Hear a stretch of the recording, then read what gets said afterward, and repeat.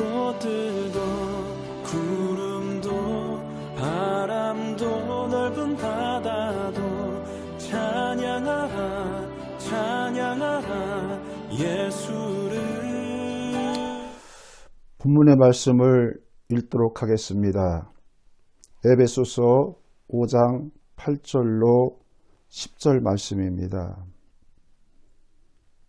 너희가 전에는 어둠이더니 이제는 주 안에서 빛이라. 빛의 자녀들처럼 행해라. 빛의 열매는 모든 착함과 의로움과 진실함에 있느니라. 주를 기쁘게 하실 것이 무엇인가 시험하러 보라.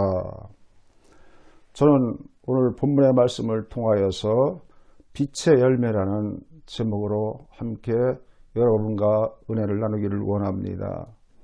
하나님의 자녀는 세상과 구별될 삶을 분명히 살아가야 됩니다. 하나님께서도 말씀하셨습니다. 내가 거룩하니 너희도 거룩할지니라. 이렇게 말씀하셨습니다. 그렇습니다. 우리는 예수 믿는 자들이기 때문에 말과 행동이 구별되고 분명하게 달라야 되는 것입니다. 항상 겸손하고 온유함으로 말미암아 예수 그리스도의 향기가 되어서 살아가야 되는 것입니다. 하나님께서는 빛의 자녀들처럼 행하라고 말씀하고 있습니다. 요한복음 1장 4절 말씀에 그 안에 생명이 있었으니 이 생명은 사람들의 빛이라고 하고 있습니다. 성경은 빛은 생명의 원천으로 묘사되었고 구원과 행복으로도 묘사되기도 했습니다. 예수님 자신을 사람들에게 생명 주는 빛이라고 말씀하셨습니다. 예수님은 죄로 인해 어둠에 처한 인간들에게 구원의 빛을 비추어 인간들을 구원하시는 분이실 뿐만 아니라 자기 자신의 빛을 세상 가운데 드러내셨습니다. 그러므로 빛이 되신 예수님을 믿는 성도님들은 빛의 자녀가 되며 세상에 빛이 되는 것은 당연한 것입니다. 예수 믿는 사람들은 빛 가운데 거함으로 말미암아 형제들을 사랑하고 내 이웃을 사랑하고 가족들을 사랑하고 모든 사람들을 사랑하고 이 사랑 속에서 있는 빛을 모든 사람들에게 전달해 줘야 되는 것입니다. 예와 하나를 들도록 하겠습니다. 존 웨스터 씨가 도자기 공장에 일할 때의 일입니다. 웨스터 씨가 다니던 공장 주인은 도자기 비법에 대해서 잘 알고 잘 기록해 놓았습니다. 어느 날 사무실에 사장 되신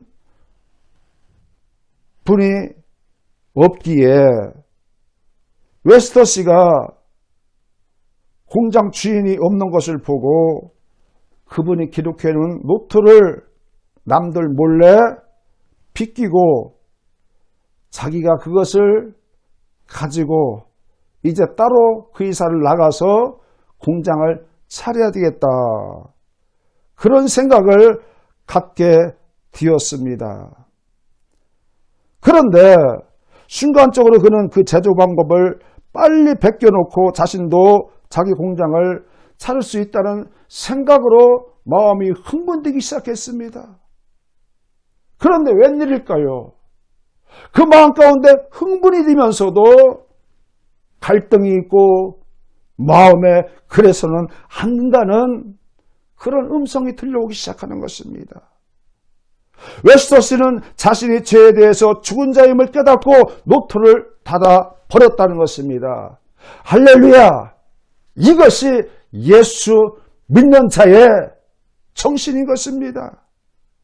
그러고 나니 그는 금방 천국에 이른 기쁨을 느낄 수가 있었습니다. 그는 할렐루야! 주님 승리했습니다. 그렇게 혼자 외쳤다는 것입니다. 빛으로 살아가는 우리에게 정직, 진실 그 자체가 되어야 되는 것입니다. 우리는 우리 앞에 아무리 높은 산이 막아서도 낮고 쉬운 길을 선택해서는 결코 안 된다는 것입니다. 진실한 사람은 하나님께서 승리할 수 있는 힘과 하늘나라의 월계관으로 상으로 주실 것이라는 것을 확신하고 살아가시기를 주의 이름으로 축복합니다. 진실은 살아가는데 가장 강한 무기입니다. 무너뜨릴 수 없는 견고한 성벽과도 같다라는 것을 우리는 알 수 있습니다.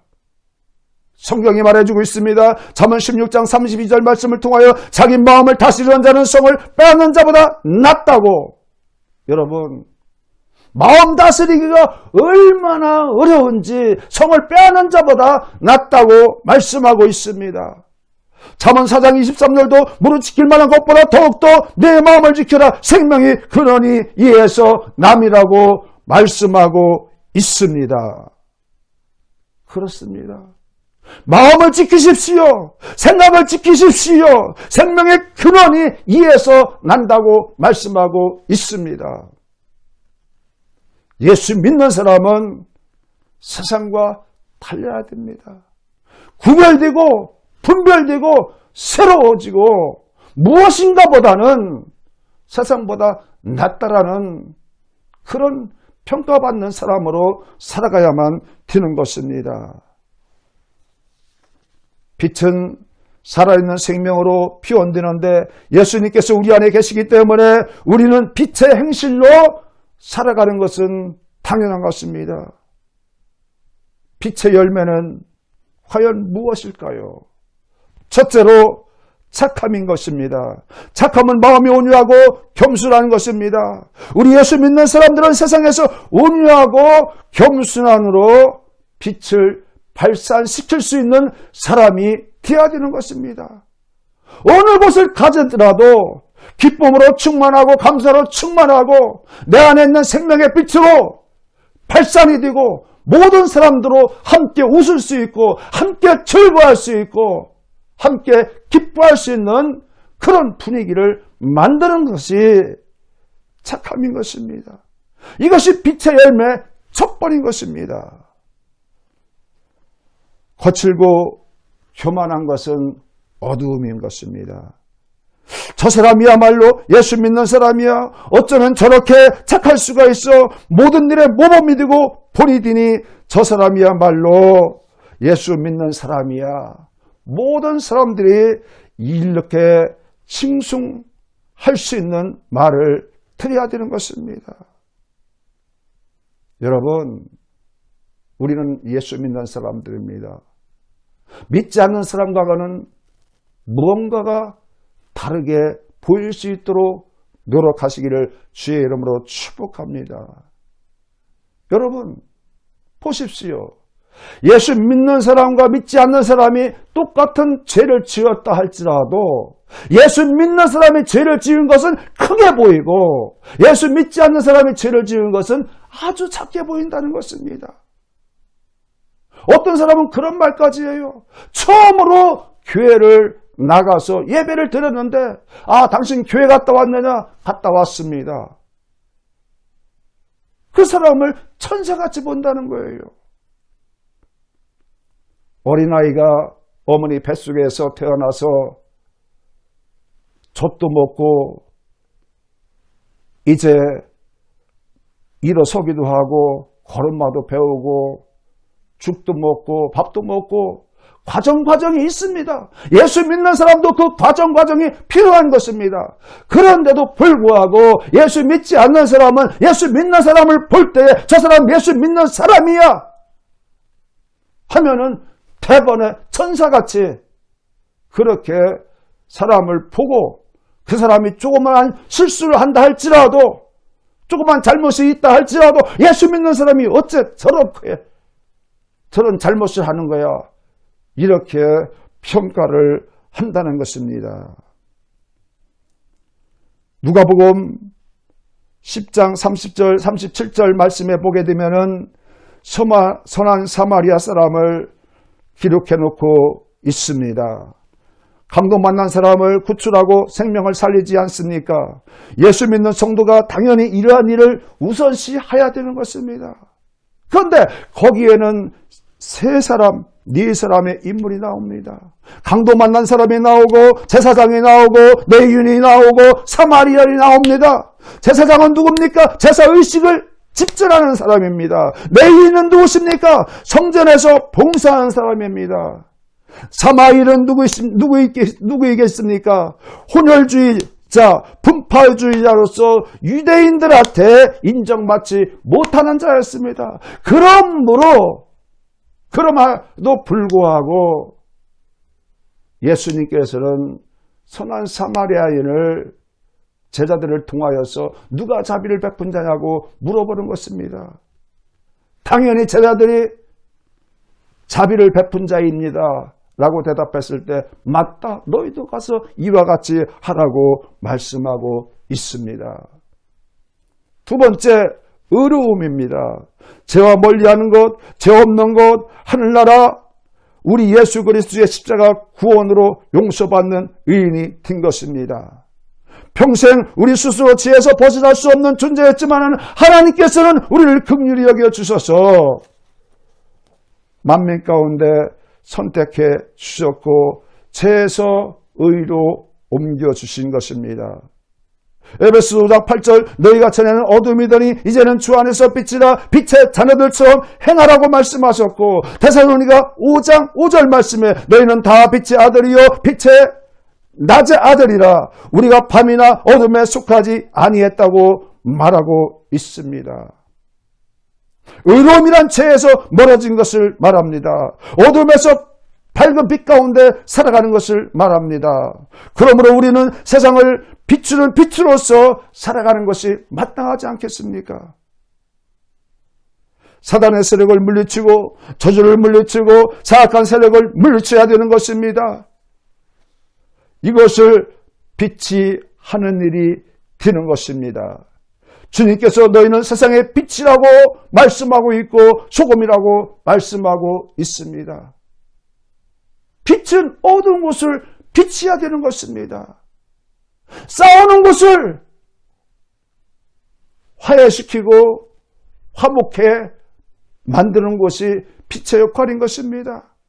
또 소금은 맛을 내는 곳에 필요한 것입니다. 부패하지 않게 하는 것에 필요한 것입니다. 그렇기 때문에 예수 믿는 우리는 빛과 소금의 역할을 세상 속에 들어가 잘 감당해야만 되는 것입니다. 셋째에 진실인 것입니다. 우리 예수 믿는 사람들은 진실해야 됩니다. 예수 믿는 사람들이 진실하지 못하고 거짓되고 속이고 음해하고 이간질하는 것, 저는 개인적으로 상당히 싫어합니다. 어찌 예수 믿는 사람이 이럴 수가 있을까? 하나님이 듣고 보고 알고 계시는데 도대체 예수 믿는다고 하는 사람이 이럴 수가 있을까? 저는 제 마음에 슬픔으로 통곡할 때가 있습니다. 세상을 보십시오. 얼마나 거짓투성이며 부패와 부정이 많은가? 이 시대에 예수 믿는 사람들이 왜 필요로 하는 것인가? 여러분, 진실은 역사하게 되어 있습니다. 대한민국 역사 속에서도 감추려고 하는 것이 있지만은 결코 언젠가는 밝혀지고 말 것입니다. 지금 시대는 양심이 화인 맞은 세상이 되고 말았습니다. 모든 사람이 모른다, 알지 못한다. 모두가 마귀의 총이 되어서 거짓 투성으로 일관하고 지내고 있는 것을 볼 수가 있습니다.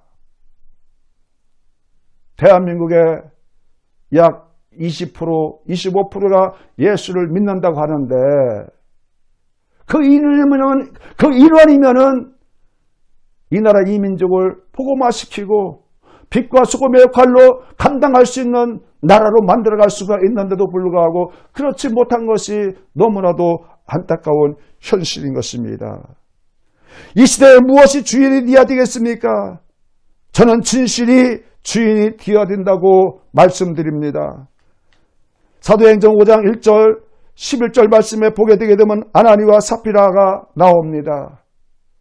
이들은 성령을 속였다고 말씀하고 있습니다. 그래서 부부로서 남편과 아내가 불과 몇 시간 만에 죽게 되는 그런 사실을 우리는 성경에서 알 수가 있습니다. 진실이 없는 백성과 나라는 망합니다. 지식이 없는 백성도 망한다고 말씀하고 있습니다. 공의가 하수처럼 흐를 때에 나라는 평안과 행복으로 만들어지는 것입니다. 여러분, 오늘의 빛의 열매에 대해서 살펴보았습니다. 예수 믿는 우리 간절히 저와 여러분 앞에 호소합니다. 이 시대의 주인공으로서 착함과 의로움과 진실로 이 세상을 변화시키지 않겠습니까? 이제 정직해지십시다. 진실해지십시다. 의로운 자로서 살아갑시다. 하나님이 보고 있다는 사실, 하나님이 알고 있다는 사실, 사람은 속일 수 있어도 하나님은 속일 수 없습니다. 보든 안 보든 하나님 앞에 진실한 착함과 의로운 감으로 살아가야 되지 않겠습니까? 하나님께 형식과 가식과 거짓이 있다면 결코 하나님과의 교통은 이루어질 수가 없는 것입니다. 그러므로 진정 하나님의 자녀라면 빛의 열매로서 의무와 책임을 다할 때에 하나님의 충성된 종이 될 수 있다는 것입니다. 착함과 의로움과 진실함은 예수 믿는 사람들에게 가장 소중한 것이요. 세상 가운데 드러내야 될 예수 믿는 사람들의 충성심이요, 믿음이요, 책임이고 의무라고 생각합니다. 여러분, 성경 말씀을 많이 읽는다 할지라도 행함이 없는 실천이 없으면 아무것도 아닌 것입니다. 우리 세상 가운데 빛과 소금의 역할을 감당해 보지 않겠습니까? 이 시간 저는 이 모든 결론을 우리 예수 믿는 사람부터 시작해서 이 나라의 공동 운명체가 빛과 소금의 역할, 의로움과 착함과 진실함으로 대한민국이 열방 중에 쓰임받는 나라, 월등한 나라로 축복하시기를 주의 이름으로 축원합니다. 기도하겠습니다. 좋으신 아버지 하나님, 세상은 질서가 깨지고 어지럽고 황당한 일들이 많이 생겨나고 있습니다. 하나님, 왜 그렇습니까? 마귀 권세 아래 노예가 되고 종이 되어서 하나님 말씀에 들려오는 귀가 마음의 문이 닫혀서 그렇게 살아가는 줄 믿습니다. 예수 믿는 우리가 하나님을 경험하고 체험했으니 하나님은 살아계시다, 이렇게 전도할 수 있고 하나님 말씀을 선포하여 이 세상을 새로운 변화로 이끌어갈 수 있도록 주여 축복하여 주옵소서. 나 한 사람쯤이야 이것은 참으로 어리석은 일인 줄 믿습니다. 한 사람 한 사람이 모아져서 이 나라 이 민족을 변화시킬 수 있사오니 우리가 소망 가운데 하나님의 도우심과 인도하심으로 이 나라 이 민족을 변화시키고 참으로 이 나라 이 민족이 세계에 으뜸되는 나라로 만들어갈 수 있도록 주여 축복하여 주옵소서. 아버지 정직이, 아버지 공의가 하수처럼 흐르게 하여 주시옵시고 참으로 착함과 의로움과 진실함으로 예수 믿는 믿음의 자녀답게 살아갈 수 있는 우리 모두가 되게 하여 주옵소서. 예수님의 이름으로 기도하옵나이다. 아멘.